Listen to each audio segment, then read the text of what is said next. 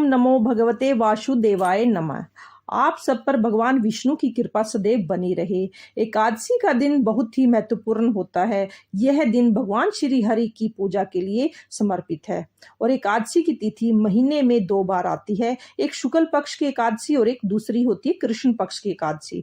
एकादशी को सबसे शुभ दिनों में से एक माना जाता है। इस दिन वैष्णव सभी इस व्रत का पालन अच्छे से करते हैं और इस दिन दशमी तिथि को सूर्यास्त के बाद से अन्न ग्रहण नहीं किया जाता और उसके बाद द्वादशी तिथि को विधि विधान के साथ पूजा अर्चना करने के बाद ही व्रत का पारणा किया जाता है शुभ मुहूर्त के साथ।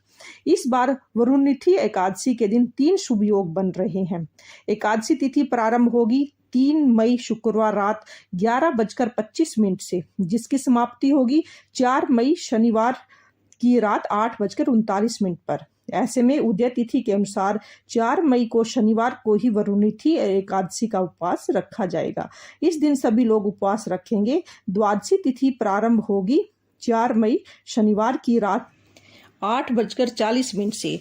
द्वादशी तिथि समाप्त होगी 5 मई रविवार को 5:45 पर।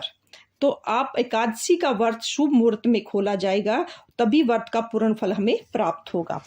5 मई रविवार को सुबह 5:55 से लेकर 8:50 तक हम द्वादशी पर हम अपना एकादशी का व्रत का खोल सकते हैं, हम उसका पारण कर सकते हैं।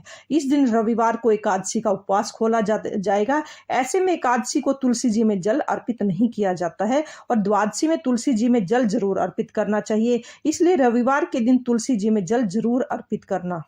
वैसे नियमों के अनुसार रविवार को तुलसी जी में जल समर्पित नहीं किया जाता है और न ही उसको छुआ जाता है, लेकिन गर्मी का मौसम है, ऐसे में 2 दिन तक तुलसी जी में जल समर्पित नहीं किया जाएगा तो तुलसी जी मुरझा जाएंगी, इससे भी दोष लगता है।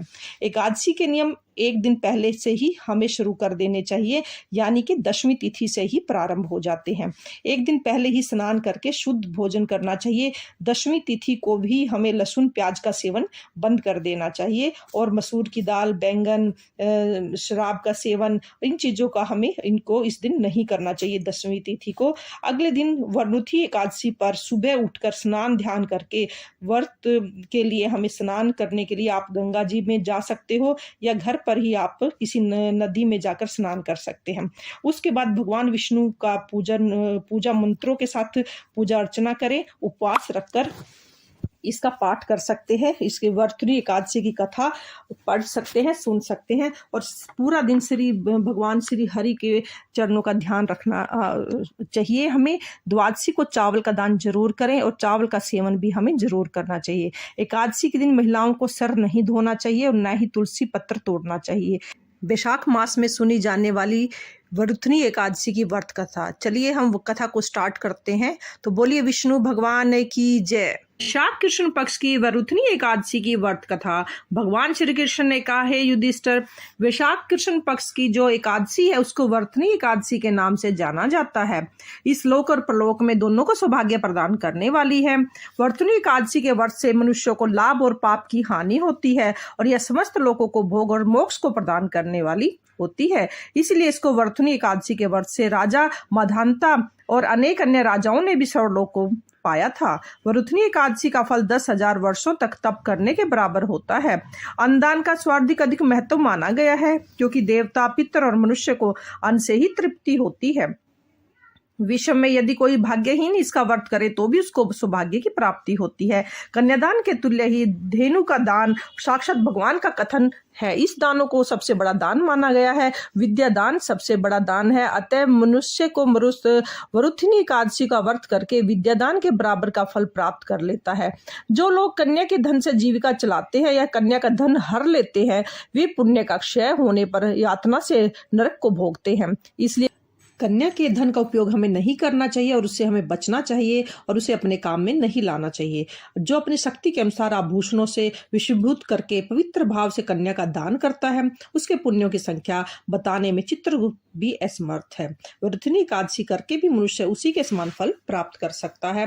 वरुणिथि एकादशी व्रत करने वाले वैष्णव पुरुष को दशमी तिथि और द्वादशी को काफी चीजों का परित्याग कर देना चाहिए, जैसे कि कांसे के बर्तन में भोजन करना, उड़द की दाल, मसूर की दाल, चना, कोंदा, शाक, मधु, दूसरे कान, 2 बार भोजन करना, शराब, मैथुन तथा बैल की पीठ पर सवारी नहीं करनी चाहिए।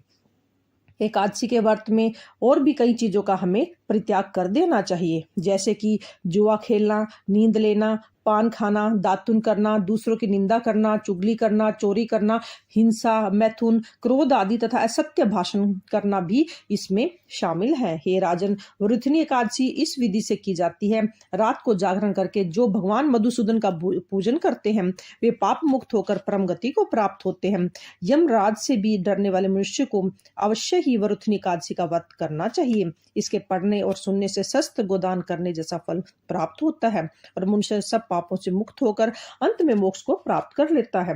सारा समय शास्त्र चिंतन और भजन कीर्तन में लगाना चाहिए। दूसरों की निंदा करना, पापी मनुष्य के साथ बातचीत करना त्याग देनी चाहिए। क्रोधी मिथ्या भाषण का त्याग करना चाहिए। वस्तु पूर्ण शुद्धता से यह व्रत करना चाहिए। इस व्रत के महात्म को पढ़ने से गंगा स्नान के फल से भी अधिक पुण्य की प्राप्ति होती है। जीवन में तपस्या, भक्ति, त्याग व संयम करने से ही सौभाग्य की प्राप्ति होती है। बोलो विष्णु भगवान की जय।